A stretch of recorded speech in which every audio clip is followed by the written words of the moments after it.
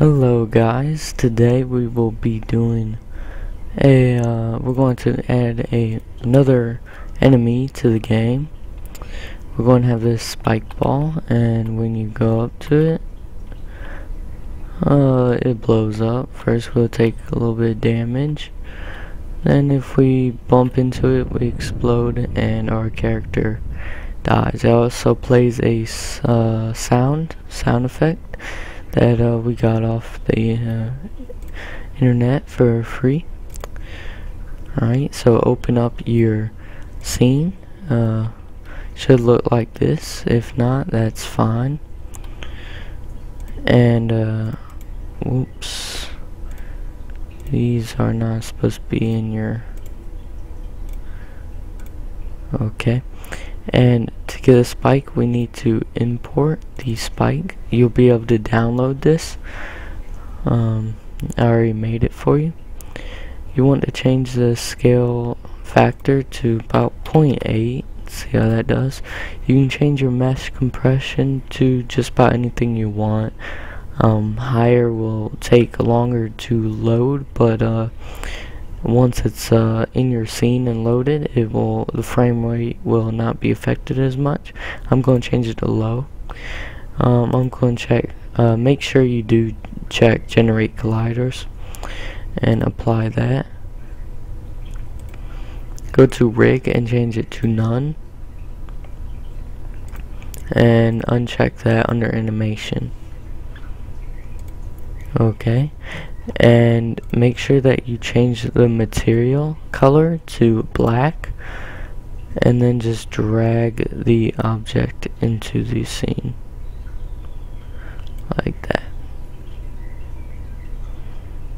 Okay, and change convex and smooth spear collision on, and now just optimize the collider, since we don't need the actual collider to follow all these spikes. That's just unnecessary. If you hit the surrounding area, it's likely you're going to get hit, so that's good.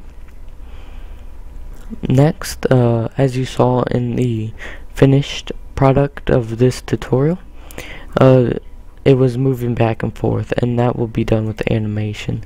So go to add component and type in animation, add that, and if you click this, there is none because you have to create the animation. First we'll clean up our project view by adding a spike folder, drag that into dangers, drag the spike into spike, and that's good. And in the spike folder, create an animation, just call it spike. And I'm not sure about you, but when I double click or hit open, it does not open. So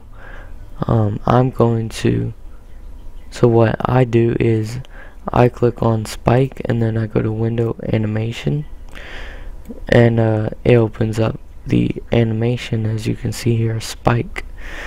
To actually add an animation, you click on this and come on.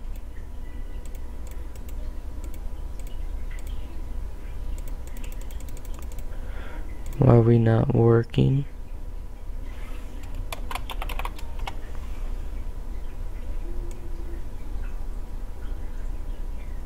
Okay, I see the problem. Make sure you actually drag that over. See, now we have duplicates. Make sure you actually drag spike onto this, and then when you click on that and open the animation, it will give you the option to add a curve. Make sure you have the this red dot selected, and that makes it so that there's automatic keyframes, and that's basically just a snapshot. If you don't understand, you'll see in a little bit. Let's go to keyframe 25, which is half of a second, around half of a second, and move it about halfway. And what this does is, if we scroll through this, if we play it, it moves it, and it does that by, it takes a snapshot at keyframe 0, and it's here, and then another one at 25, and it's here, and it automatically moves it to that point at a certain speed so that it reaches there at keyframe 25. And so that's not, so to keep it going, go to keyframe 50 and move it down to, let's see, to there. 75. We want it to be going back to the middle because it's going to be used as a loop. So we want it to end up back where it started. Then go to 100 and move it around back where it started. You can do it exactly, but I'm pretty sure we can get away with it for what we're doing. So just close it out, and if you play the game, you can see it moves back and forth once. And if you were familiar with the last the old animation system, you would know that there was a little boolean over here for loop, and that's not the case in Mecanim, and it's a little bit confusing, and took me a while to actually find this setting. But you actually have to go to the animation and change your wrap mode to loop, which is kind of strange. I don't like it much, since if I want to reuse this and I don't want it to loop on certain items, you would have to duplicate the animation and have it twice, which is just a pain. Anyways, now if we play it, it will loop back and forth, which is what we want. And whoa,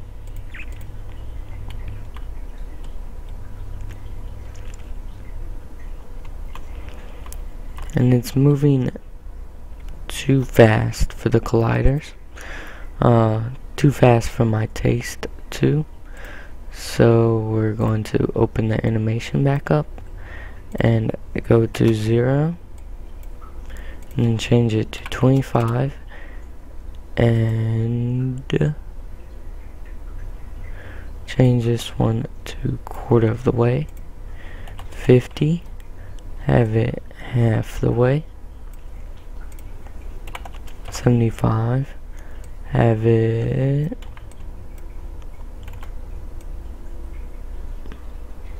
all the way, and then 100, have it half the way, and you get the idea.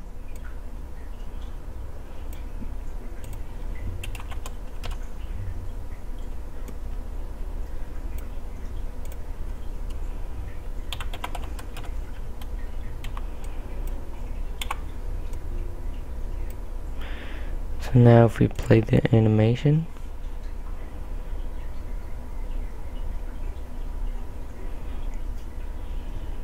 that looks good. So let's play the game and test the colliders out. If we don't die.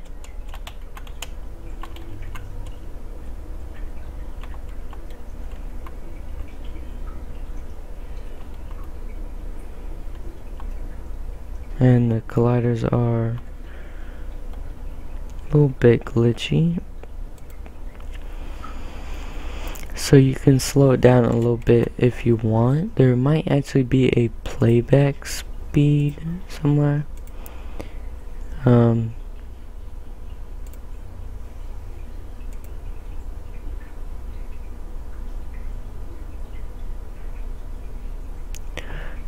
I know you can do it through scripting, but I'm not sure if you can do it through here.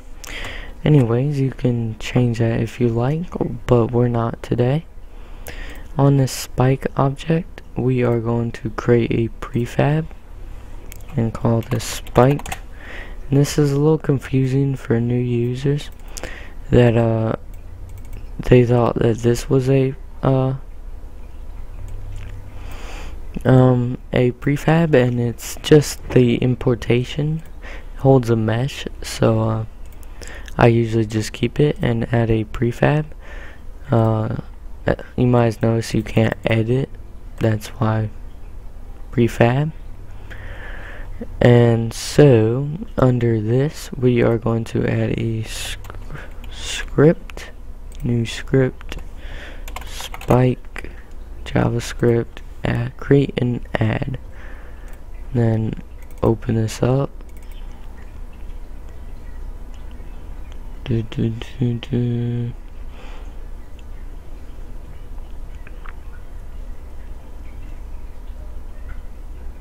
Okay, and what we basically want to happen is when you hit it, it explodes and plays a sound, also taking damage. First, we should cache the player object and set that in the start function. Player equals game object dot find, which searches for the name of an object. You should not use it if you have multiple objects named the same thing, since it is selected randomly if they are. We should also cache the player script.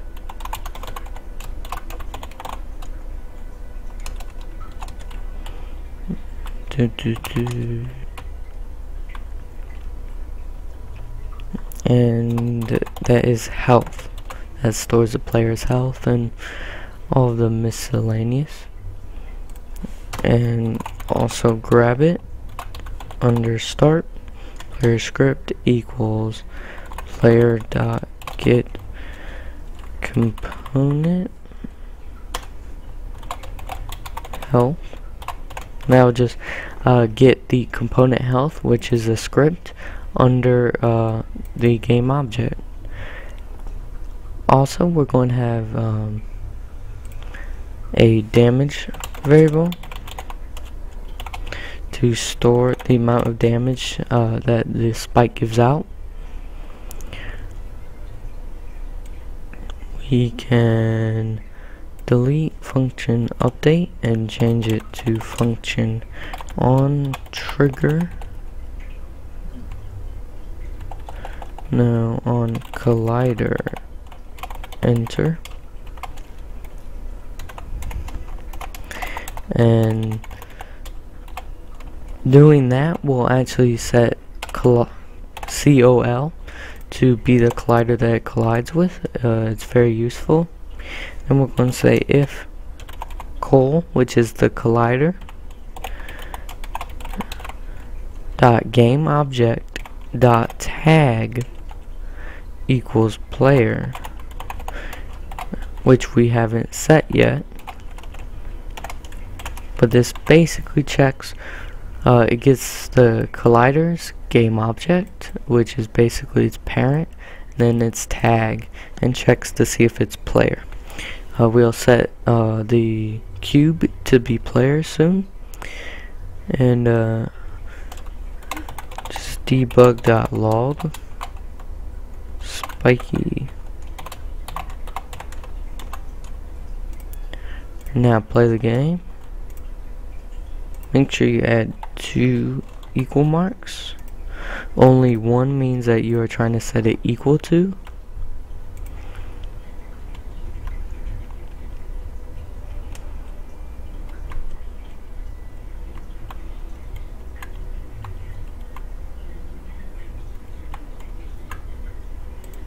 Oops. Make sure you select is trigger and change it to trigger. Enter.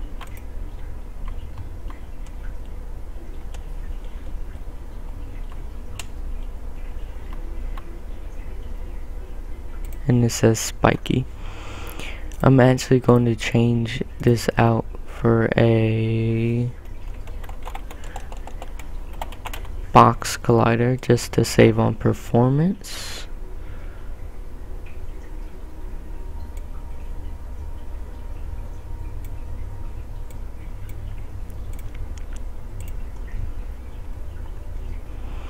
And scale it down just a bit to 2.3 on all of them, and then the Z, change it to that. It doesn't actually really matter for the Z.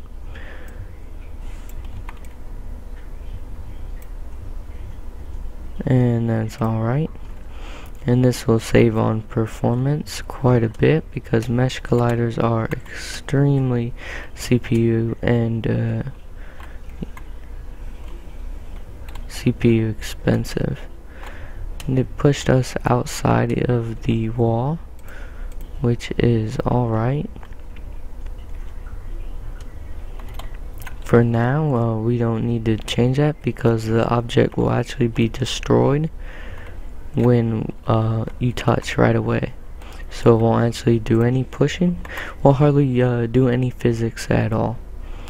So let's go back to this, and instead of just debugging, we want to say player script dot health equals player script dot health minus damage. And now we should actually set damage to be about probably 15. Can't really remember what our health was set to. 15, so it'll instant kill us, which is appropriate, I think. Okay. And just like the lava, we want to create flames. So just go var fire equals game object with a capital G, and then say instantiate, which I really have trouble spelling. Make sure that you set the instantiate to be inside of a variable. That way we can edit its properties a lot easier. We want to spawn fire, the fire game object that we set in variable, and then for position, we want to say game object dot transform the position, and then the same for the rotation, except it's going to be dot rotation,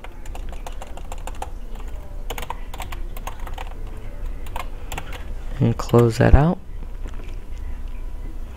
And then we want to say first, let's test that this works. Make sure you set, we have an error, something doesn't, there it is, equals.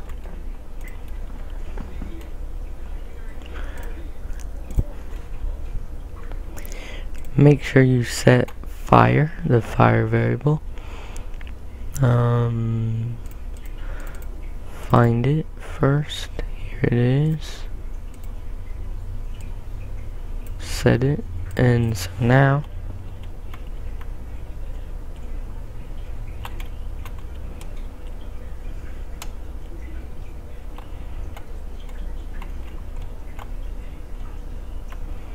it does not work.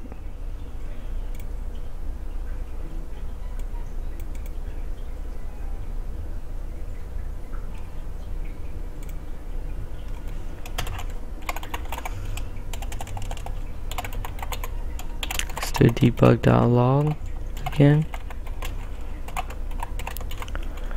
Just see that it's getting past the first part.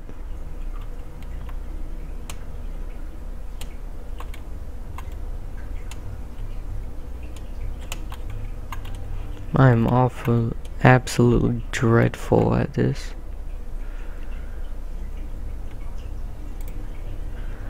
And it's having trouble here.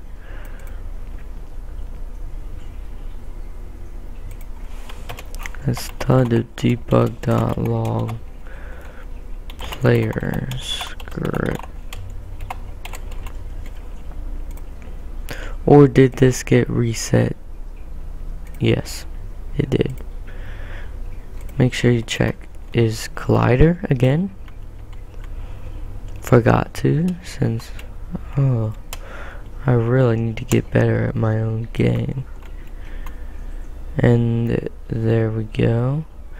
It creates flames where it happened, which is fine. Since we want the spike to stop exactly where it happens, so we're going to say game object dot animation dot enable says equal to false. So now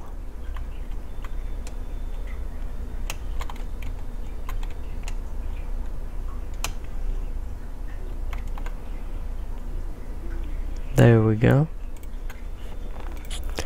But we, after a certain amount of time, we want to destroy it. You would wait for seconds, 1. And we want to say destroy flames. And then destroy game object. So it's going to destroy the spike. And now we play it.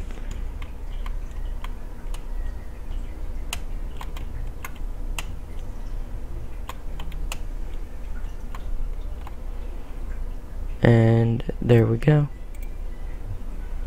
I'm going to actually change the damage down to 8 just so we can live after.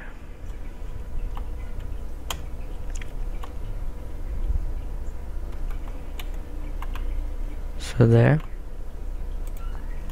But it just seems a little bit strange when we don't have an classic exploding sound. So let's go to assets, import new asset, and bomb exploding sound explorer, and change it to decompress on load. No, keep it on compressed to memory. Change the compression all the way up because we're going to be using the sound quite a bit, so we don't really want to compress the sound down much. We want to test play it. That's good. And now when we open Spike, we want to play the sound, but we only really want to play it. Well, I'll just show you. We can say audio.play. Now play the audio component attached, and we can attach an audio.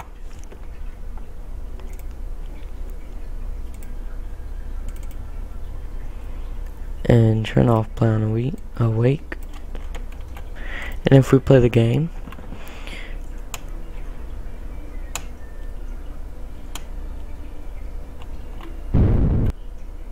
it ends short because the object is destroyed and therefore there's no longer an audio source. So instead of that, we are going to create an empty game object and call this, actually get rid of the text, audio, add component, audio source,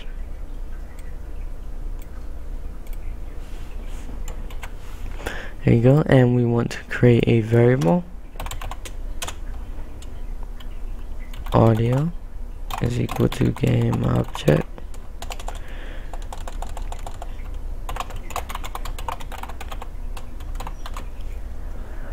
and then we want to say right here, instead we go audio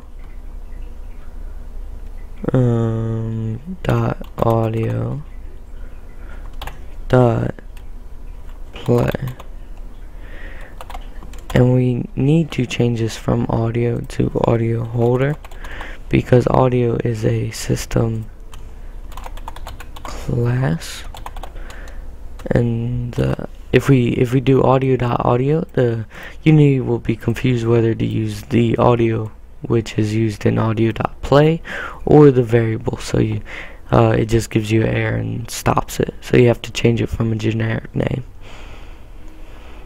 And so now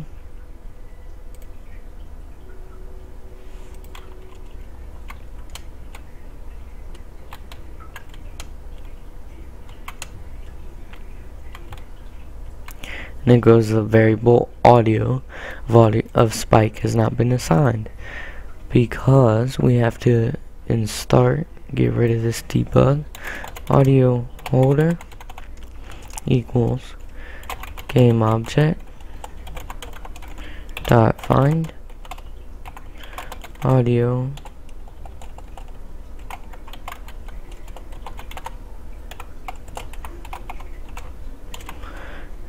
and now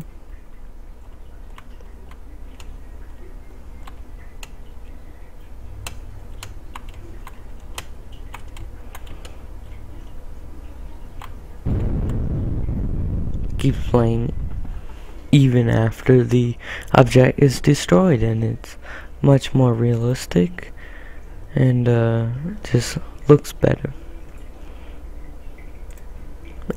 and sounds better, obviously. I was thinking that was going to be all today, but I think since it's been such a long time since I've done the last tutorial, I'll add a little bit more. Yeah, I will. Okay. I'm going to move the player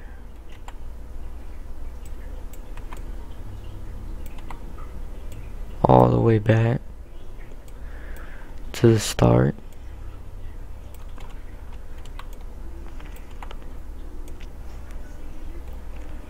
Okay. And this will be your spawn point.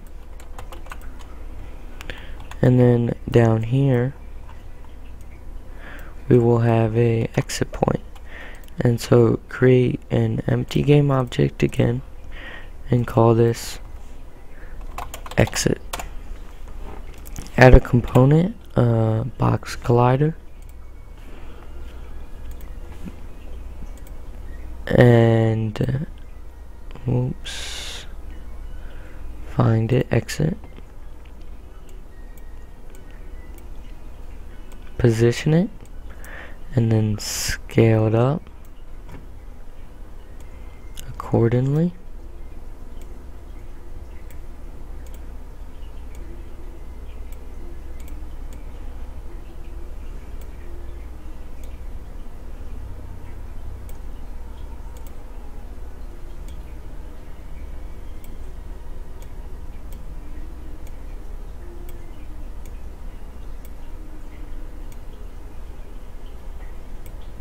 Okay, then Z, there we go, and change it to trigger. add a component, new script, and call it exit.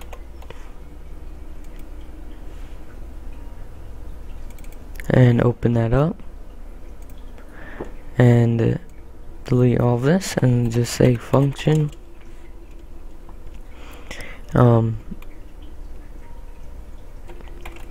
function on trigger enter.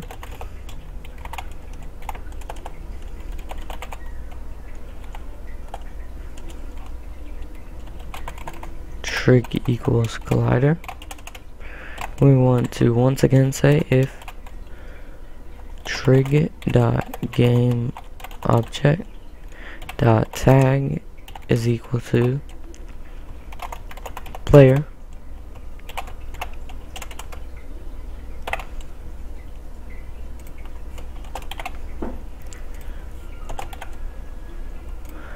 and we want to application dot load level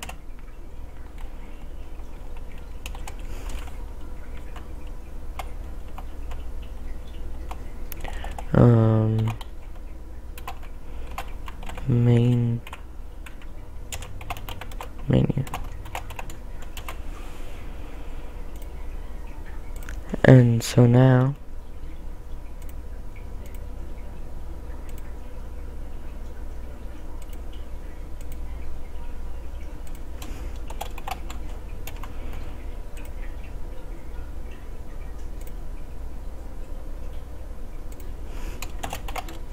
it's supposed to be a colon.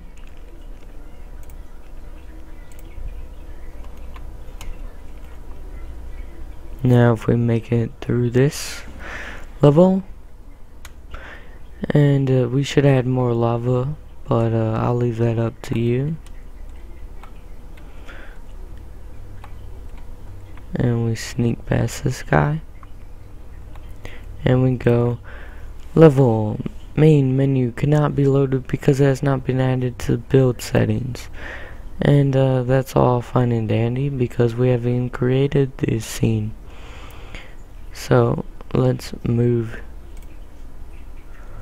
make a folder and call it generic scripts and add exit to it, and spike script should be in dangers spike. There we go. So first we have to actually save this scene and then go new scene and automatically go save scene and call this main menu. Alright, and then create a JavaScript and call this main menu.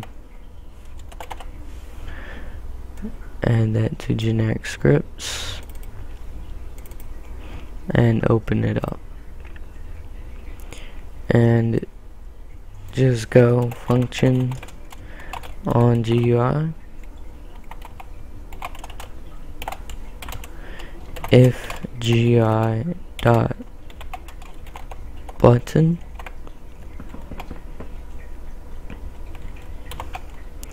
and then say rect, and it's, let's go 200. Go screen dot width divide by 2, and now put it in the middle, and then do screen dot height divide by 2, which put it in the middle of the up and down or Z axis, or it's the other way around in Unity, the Y axis. I was thinking of Blender. And then for the Z, no, there is no Z. Wow. That's the size. Let's just play around with that.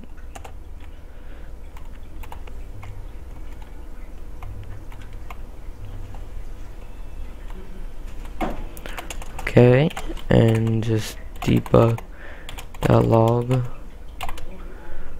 loading.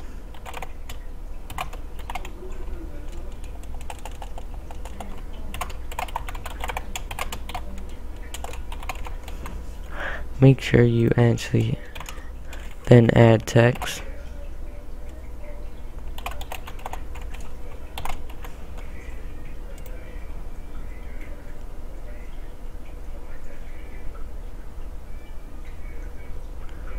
Actually look this up.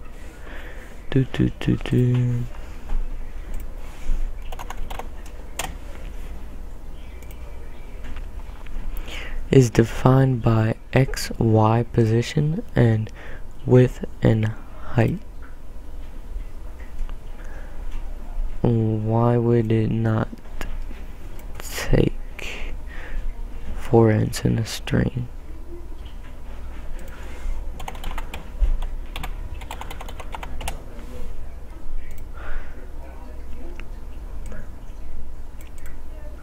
Oh. Make sure you close off. I knew there's too many ones down there. Make sure that the rectangle actually closes out. That's good. If we play it, it's nowhere to be found. I think this is quite big.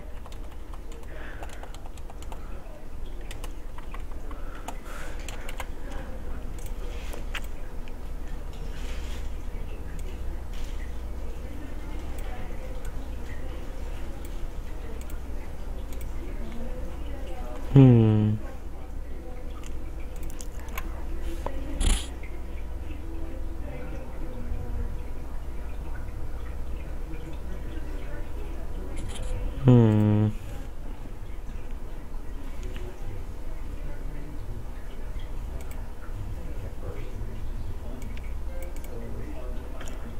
I'll be right back.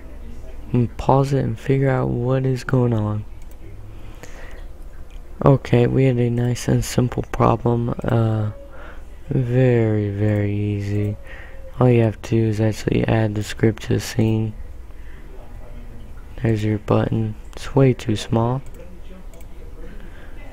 And also I've added this so because screen.width divided by 2 is actually on the top left corner, is actually the anchor point of buttons, so you subtract by the width and that will actually center the button. We have to scale this up to about 100 by 50 and change these accordingly. And now we play it.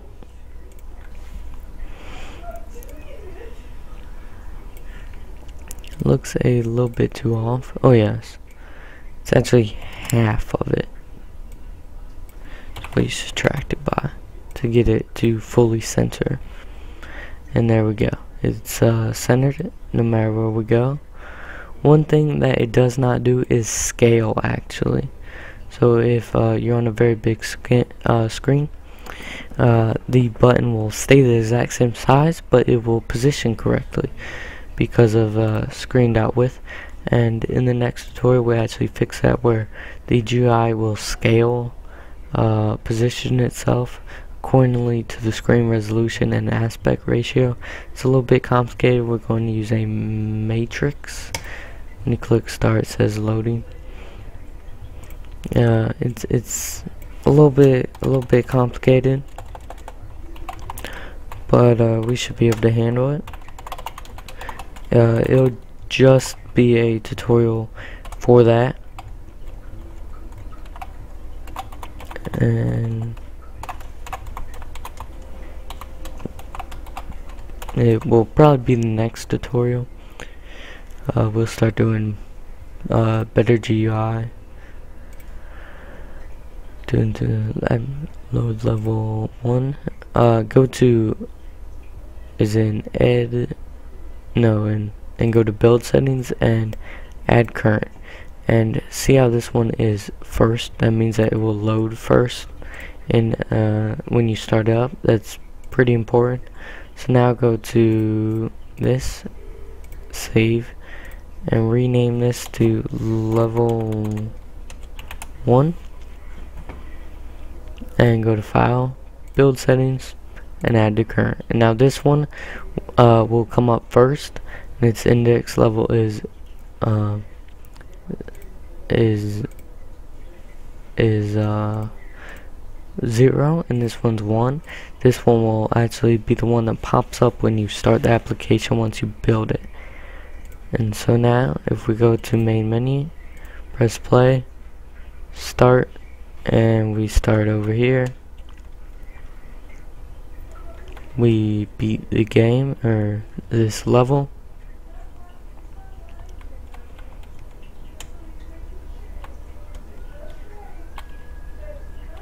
And we dodge this, and there we go. We go back to this. Eventually we'll change it to be actually changed back to the level screen where you select 1, 2, 3, 4, and you unlock them. The next tutorial will be solely GUI. We'll complete the matrix and finish up the GUI. We're not going to go for visual aspect. We're going to use this. Whoops. We're going to use this GUI. What was it called? I forget. Let's see. GUI skin.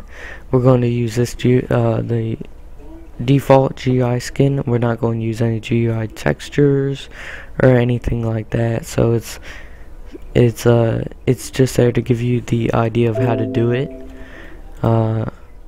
You'll have to make your own textures and switch those out with the buttons, which isn't too difficult. But that is all for today. Let me start up the finished result again for you.